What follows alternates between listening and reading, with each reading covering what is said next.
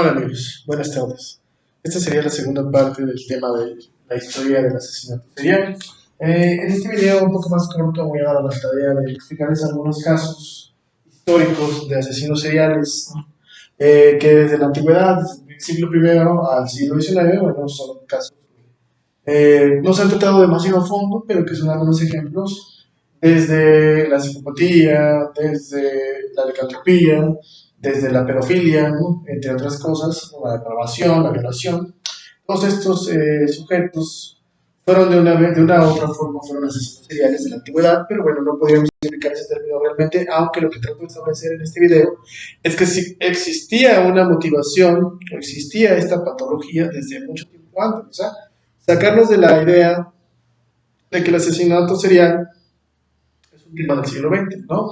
O del siglo XIX, como lo vimos en el caso más mediático del siglo XIX, que fue justamente el de Jack el Destripador en Londres.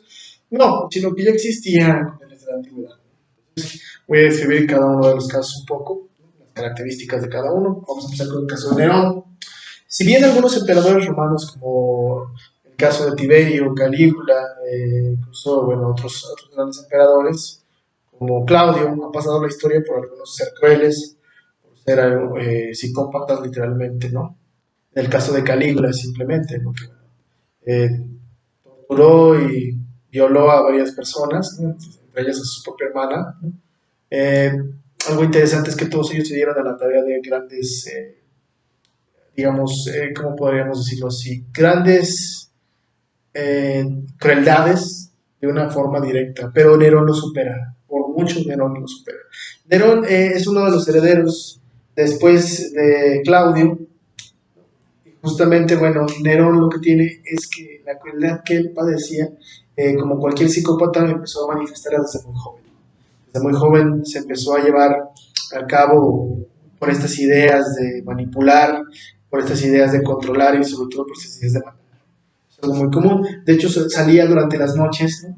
Rondaba las calles de Roma cubierto con una especie de capucha, donde lo que se dedicaba era apuñalar personas, ¿no? Y hasta matarlas.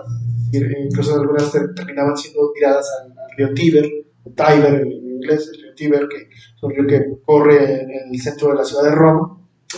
Eran abandonadas ahí también en las catacumbas, en las alcantarillas. De igual forma, fue un emperador muy implacable contra el cristianismo. Se dice que una vez, bueno, incluso lo menciona Suetonio en la vida de los 12 Césares, cuando señala que Nerón literalmente quemó vivos y utilizó como antorchas para una cena a un grupo de cristianos que fueron detenidos, ¿no? Uno de los casos también muy sonados pues es el de Pedro, el apóstol Pedro, que fue crucificado de cabeza por solicitud de él hacia el propio Nerón. No obstante, bueno, antes de ser crucificado fue torturado por el emperador Nerón. Entre otras cosas, incluso mató a su propia madre Agripina, seccionándole algunas partes de sus órganos sexuales para ver justamente de dónde había provenido él. Y bueno, este es un caso muy famoso de un emperador que, bueno, con sus propias manos llegó a incluso a vestirse como animal, ¿no? A tomar pieles de animales muertos y ponerlas encima y atacar literalmente las partes nobles de mujeres y de hombres que servían en el palacio del emperador, en este caso Nerón. Es un caso que ha pasado en la historia. Y bueno, el más célebre de esta idea pirómana que tuvo, como un asesino, veía en el fuego como un placer, que es parte de lo que sienten los pirómanos. Dicho de otra forma, Nerón es el primer pirómano oficial de la historia. Este incendio que provoca deliberadamente en Roma, ¿no? Donde literalmente se excitaba al ver las flamas. Hay unas crónicas que Antonio lo menciona en La vida de los 12 Césares, libro muy recomendable que yo les recomiendo a la vez o les hago llegar como referencia. El segundo caso para mí sería un poco el de Gilles de Ras. Gilles de Ras, el famoso eh, barba azul de la antigüedad, ¿no? Este aristócrata varón, que ya les había mencionado en el anterior video, donde no profundicé, que bueno, estaba enamorado de Juana de Arco y bueno, se dedicó a asesinar de manera sádica, torturar, violar y asesinar a niños, a una buena cantidad de niños, sobre todo plebeyos. Si bien no se ha documentado bien la idea de cuántos homicidios llevó a cabo Gilles de Ras, pero se calcula que fueron entre 100 a 155, 140 niños que mató. Esto fue condenado a muerte, se ahorcó y bueno, antes de ser ahorcado fue mutilado como dictaba la tradición. Estos un ejemplo muy interesante porque, bueno, aquí también vemos como esta idea un poco que tiene que ver con un antecedente pelofílico, ¿no? Es decir, eran niños, particularmente varones, lo que reflejaba un impulso de un homosexualismo reprimido, de una cuestión homosexual reprimida, pero bueno, en la antigüedad era muy común también, no se llamaba homosexualismo, sino que es un concepto del siglo XX, sino más bien se utilizaba el término sodomía o sodomitas, ¿no? Término o invertidos, como era también la forma de llamarles eso, era antinatural para no podía hacerlo públicamente, sino que, bueno, compraba a estos niños, los llevaba a su palacio, bueno, ahí eran torturados, ¿no? Simplemente, particularmente sexualmente, y luego, incluso ya después de estando vivos, abusaba de los cadáveres de estos niños. Muy interesante el de ustedes.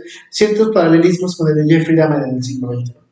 El siguiente caso sería el de Lucrecia Borgia en español, Borja en español, en el español ibérico, Borgia para nosotros los latinos y Borgia. En el caso de esta familia que pasó a la historia como la familia más poderosa de la Italia renacentista, ¿no? Hija del Papa Alejandro VI, conocido como Rodrigo Borgia por el nombre común, Alejandro VI, que bueno, se consideró una mujer que bueno, mantuvo siempre relaciones incestuosas, hábitos amplios, gustos sexuales, ¿no? Incluso, como les digo, incestuosas, porque se le consideró que llegó a tener relaciones sexuales con su padre y con su hermano César Borgia, de quien Maquiavelo tomó la inspiración para escribir El Príncipe.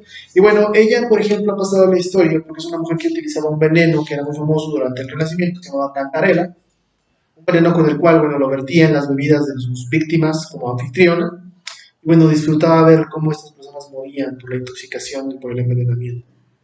Es uno de los casos más históricos, de hecho, en algunas pinturas se le ha representado como esta figura, como la arquitecta de la familia Borgia, como la gran asesina, ¿no? De hombres y de los asesinatos políticos para lograr que su familia se posicionara en la cúpula del poder en Roma. Ha pasado a la historia como eso, es un caso muy emblemático. Siguiendo con esa tradición, ya entrando en el siglo XVII, la condesa húngara y rumana Erzsébet Báthory, o el español Elizabeth Báthory, casada con el conde de Nádasdy, en el caso de estos territorios, una voivoda también, es decir, una aristócrata, ¿no? Y pariente un poco de Vlad Tepes, ¿no? También de esta región de los Cárpatos, la región montañosa de los Cárpatos, que rodea lo que es Bucovina, Transilvania, Rumania y parte de Hungría, esta cadena montañosa septentrional de la Europa del Este. Bueno, donde ella también pasó a la historia por ser una mujer que, bueno, asesinó a miles de sirvientas que tenía bajo su cargo, las cuales compraba de las familias más pobres de Hungría, y las llevaba a vivir a su palacio para después asesinarlas y, bueno, utilizar su sangre como un humectante para su piel, ¿no? Es decir, esta idea donde después algunos grupos han inspirado a algunos grupos de black metal, para tomarlo particularmente Cradle of Filed, un grupo inglés de black metal. Incluso la literatura, Joseph Seydan de Fanu, un escritor, tomó esta referencia para crear Carmila, la primera mujer vampiro de la literatura, ¿no? Entonces ha sido un arquetipo también, pero bueno, es una asesina en serie que al final terminó siendo condenada a ser emparedada viva, es decir, a ser encerrada en un cuarto que fue pavimentado, que solo tenía una pequeña rendija por donde se introducían alimentos, y murió finalmente, ¿no? Casi a mediados del siglo XVI. Es un caso muy importante. Después, por ejemplo, está también el caso de Peter Struve y de Gilles Garnier, estos dos, alemán y francés, que eran los famosos licántropos del siglo XVI y del siglo XVII. Es decir, la inspiración que hablaba del anterior video sobre esta idea de la licantropía como una enfermedad no mental, como hoy lo conocemos que es una enfermedad mental, sino más bien como un castigo de Dios y de una posesión satánica, que era lo que se interpretaba en ese tiempo. Bueno, estos asesinos que literalmente mataron a varias personas de manera muy grotesca, es decir, matándolos y mutilando los cuerpos, incluso llegando a comer partes de los cuerpos como una forma compulsiva, realmente inspirados en que, bueno, los cambios lunares los afectaban, y la gente y la iglesia consideraba que eran malestares por una posesión diabólica. No obstante, desconocían el sentido de que era un trastorno mental. Pero bueno, esos han pasado a la historia como eso, Peter Stubb y Gilles Garnier. Ya entrado un poco el siglo XVIII, hay un caso famoso de los posaderos asesinos, que es Thomas Sherwood y Elizabeth Evans, su esposa, que literalmente lo que hacían era, tenían una pequeña posada en Londres y lo dejaban como una hostería, en la cual llegaban viajeros, viajantes, etcétera, etcétera, ¿no? Pasaban la noche y bueno, y eran asesinados cuando Thomas Sherwood les cortaba la garganta o su mujer los envenenaba en la comida y bueno, ellos se apropiaban de sus ganancias, ¿no? Y de sus pocos utensilios de valor. También, o sea, de paso, fueron condenados como la tradición isabelina y la tradición de la Inglaterra de la Ilustración dictaba, bueno, pues fueron ahorcados, ¿no? Antes de ser ahorcados, bueno, fueron destripados, ¿no? Públicamente, ¿no? Como un castigo y sus manos cortadas, como una referencia al hurto, muy común durante la antigüedad.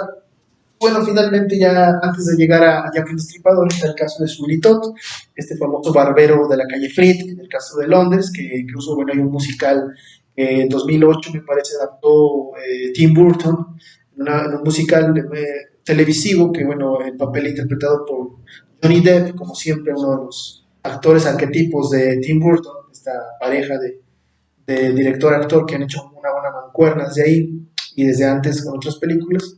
Pero bueno, es una referencia directa al barbero Zulito, que efectivamente que era un joven que fue castigado por robar, fue encarcelado en la prisión de Hellgate, una prisión que se encuentra en una pequeña isla del Mar del Norte, a los 18 años, regresa a Londres e instaura una barbería en la cual empieza a llevar este tipo de asesinatos, matando a 165 personas, ¿no? Cortándoles la garganta y identizándolos por una maquiavélica silla que conectaba con un canal hacia la casa de su portera, que era una mujer que mantenía una pastelería y la cual mutilaba los cuerpos y utilizaba los órganos para cocinar pasteles de carne y los vendía en las calles de Londres. Verídico también. Ahí podemos ver que estos casos que pongo yo son casos de asesinos en serie que han pasado la historia, pero que no han sido comprendidos como tales, sino más bien como ciertos locos, como ciertos sujetos que padecían de sus facultades o que en su momento incluso fueron eximidos de la culpa, ¿no? No obstante, ya vemos que cada uno de ellos tenía una manera de actuar que desde muy joven manifestó impulsos de psicópata, ¿no? Es decir, impulsos de psicópata y sobre todo impulsos asesinos.